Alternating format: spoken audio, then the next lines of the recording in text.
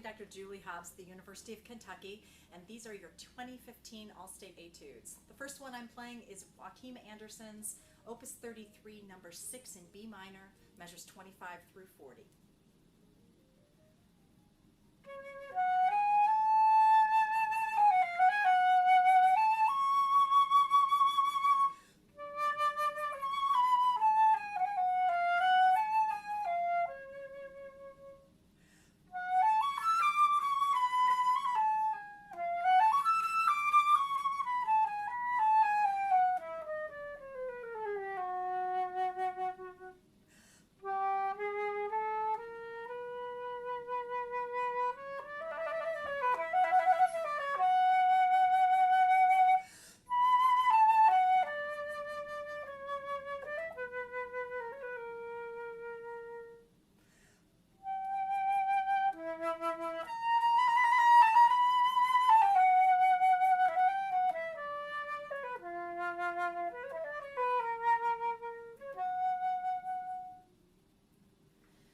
This etude has three components that you'll want to watch out for.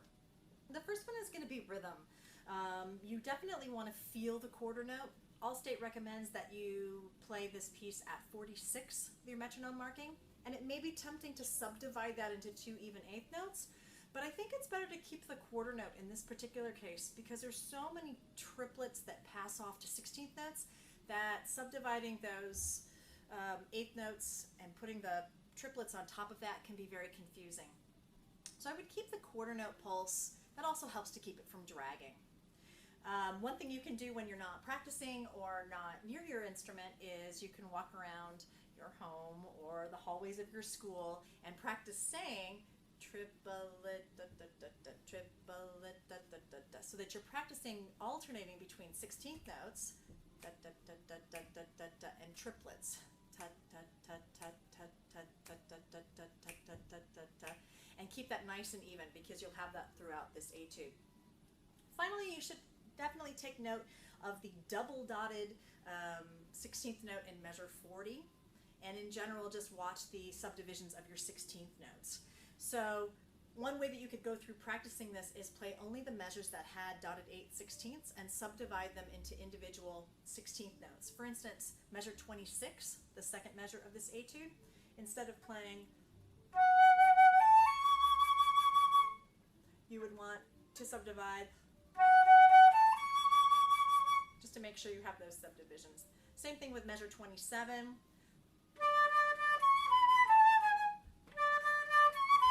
Just to make sure you've got one E and a two and not double dotting or making them triplets, so they're totally precise. And that's a way that you can practice all the way through. If you jump ahead to measure 33, which is the return of the theme, the same thing happens with a double dotted quarter note. You would subdivide the 16ths.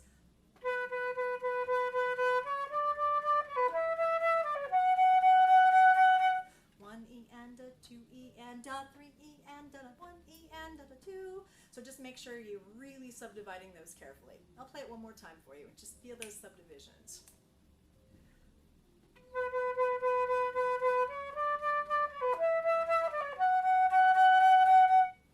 So that should help practicing that. The other main component of this etude you'll want to watch out for are the notes. So you'll want to review G sharp. G sharp is enharmonically A flat.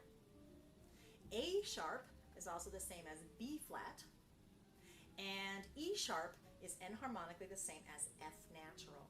So you'll want to review those because they're everywhere. The frequently missed notes that you'll want to watch out for are right off the bat in measure 25. There's a G sharp in the first beat, and that G sharp is going to carry through for the rest of the measure. So you'll have two more of those.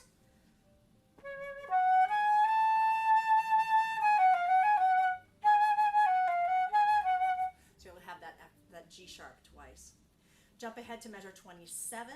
There's a little squiggle over beat 3. That's called a mordant, and it's a little shake. It's not a full trill. You don't have time.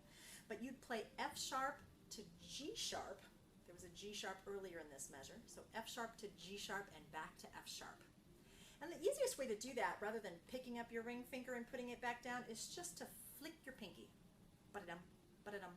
So you get that correctly. This will be measure 27.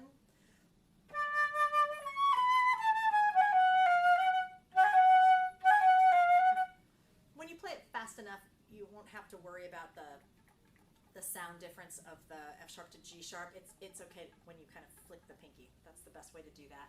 Measure 29, there's another grace note, that one too. That grace note on beat 3 is B to C sharp back to B. Make sure you're going to C sharp, not C natural. Jump ahead to measure 34. There is an E to F sharp trill.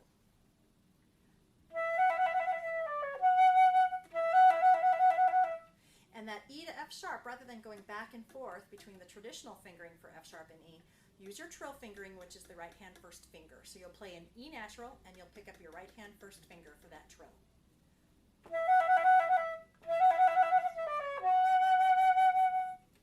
Jump ahead to measure 36. Notice the A sharp that carries through for the measure as well.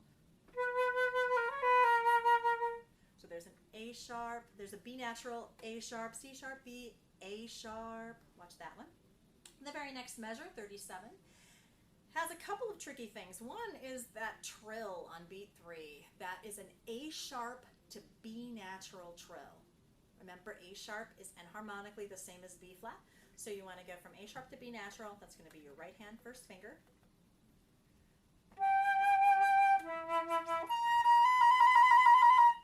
So hear that half step. Then the grace notes, notice in front of that G is a tiny little X.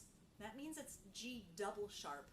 So if you've got G, you sharp it once. You've got G sharp, you sharp it again. You go up another half step. That's the same enharmonically as an A natural. So you'll have A natural, B flat, and B. Or we're calling it G double sharp, A sharp, B natural. It'll sound like this.